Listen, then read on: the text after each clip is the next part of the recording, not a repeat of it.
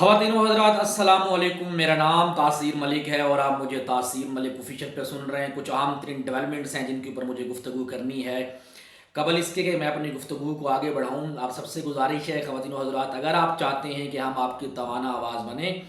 और आपके दिल की बात आप तक पहुँचे तो आप इस चैनल को लाइक कर सकते हैं और सब्सक्राइब कर सकते हैं। पाकिस्तान में ख़ुसूसन बिलखसूस इस वक्त आज़ाद कश्मीर के अंदर जो हालात चल रहे हैं वो हालात नाकाबिल यकीन है, हैरान कुन भी हैं और परेशान कुन भी हैं। अगरचे मीडिया के अंदर आज़ाद कश्मीर के अंदर जो फसादात इस वक्त चल रहे हैं वो रिपोर्ट नहीं किए जा रहे। That is very unfortunate. कल भी मैंने अपनी वीडियो के अंदर कहा था कि पाकिस्तानी मीडिया जो है वो पब्लिक मसाइल को डिस्कस करने की बजाय जो रेटिंग वाले मामलात हैं उनको डिस्कस करता है। बहरहाल इस वक्त जो सिचुएशन चल रही है आज़ाद कश्मीर के अंदर, दैट इज़ वेरी अनफॉर्चुनेट और वहाँ पर लॉ एंड आर्डर की सिचुएशन बहुत ज़्यादा ख़राब है। पुलिस, कानून नाफिज करने वाले इदारे और आवाम उन्नास इस वक्त आमने सामने हैं, जलाओ घिराव की सूरत हाल है।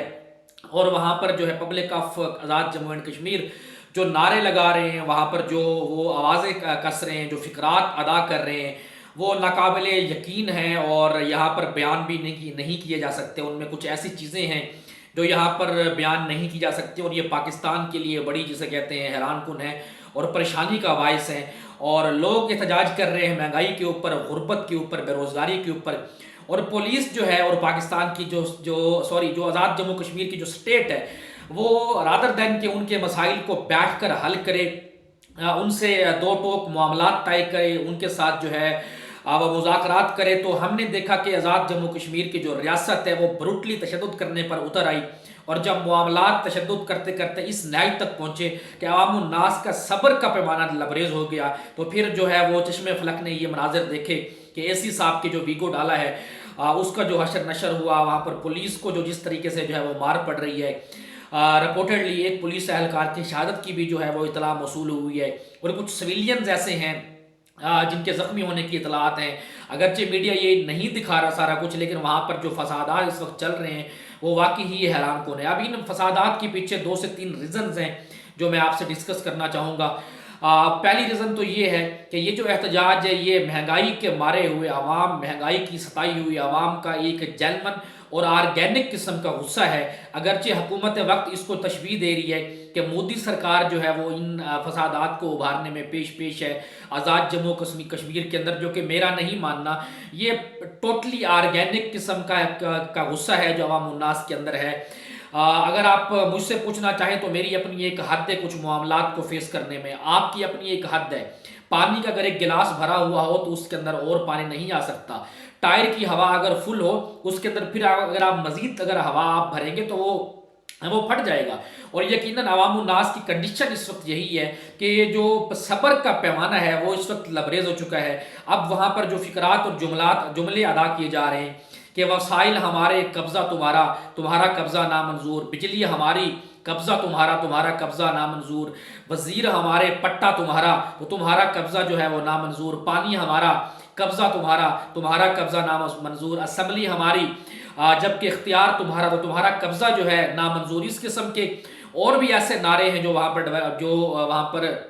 अदा किए जा रहे हैं जो कि यहाँ पर डिस्कस नहीं किए जा सकते। तो पहली मैंने आपको जो चीज़ बताई वो ये है कि वाकई ये एक ऑर्गेनिक एहतजाज है और इस एहतजाज के अंदर अवाम उन्नास का जो सब्र का पैमाना है वो इतना लबरेज हो चुका है कि अब वो जो है वो इस पूरी सूरत हाल के अंदर अपने घरों से बाहर निकल कर एक ब्रूटल किस्म का एहतजाज करने के ऊपर जो है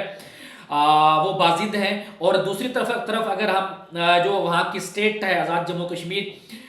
वो बजाय इसके कि किसी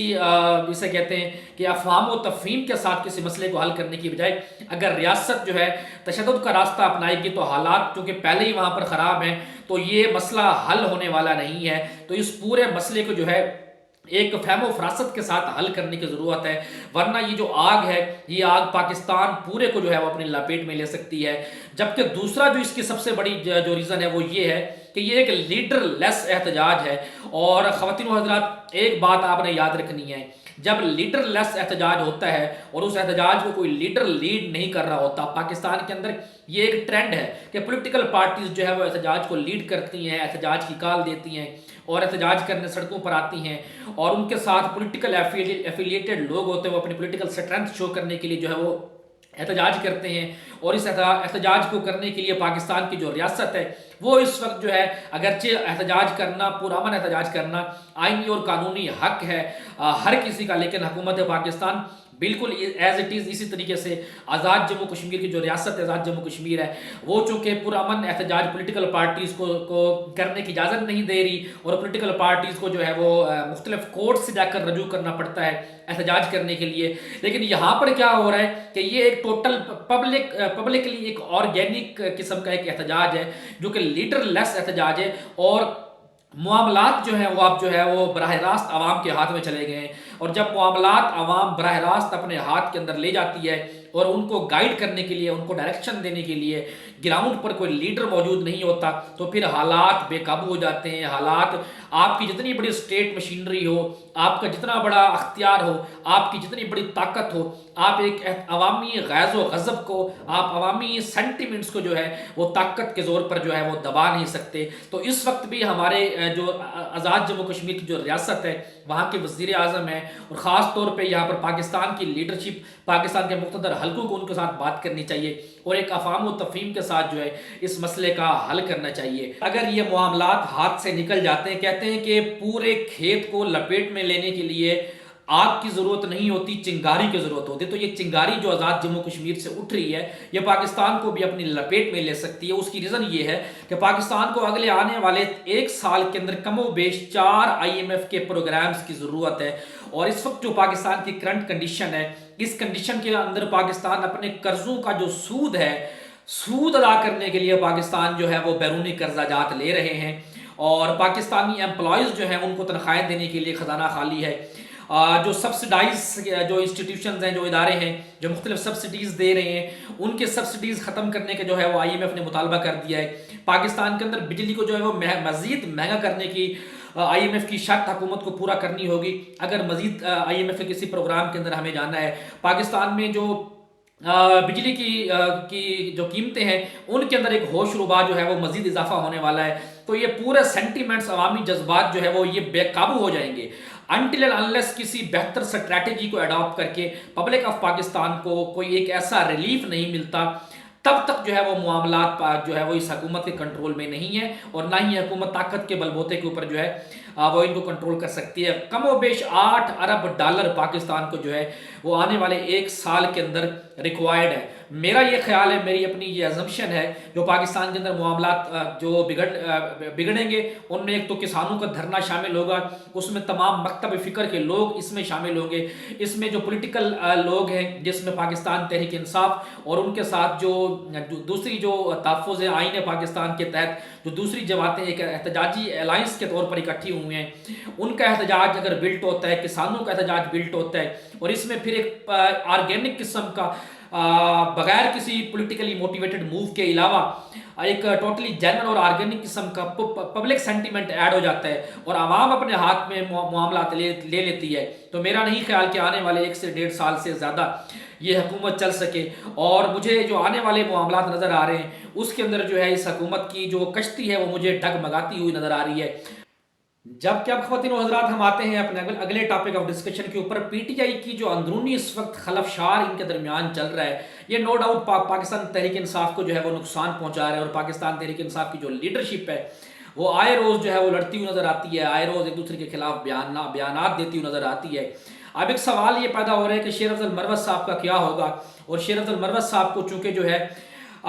وہ سیاسی کمیٹی سے بھی باہر کر دیا گیا ہے، کور کمیٹی سے بھی جو ہے وہ باہر کر دیا گیا ہے، اور عمر ایوب صاحب کے فرمان کے مطابق عمران خان صاحب جو ہے وہ شیر افضل مروت صاحب سے جو ہے وہ ناراض ہیں۔ اس بات میں کتنی صداقت ہے یہ تب ہی معلوم ہو سکے گا کہ اگر آنے والے 1 سے 1.5 مہینے کے اندر شیر افضل مروت صاحب کی عمران خان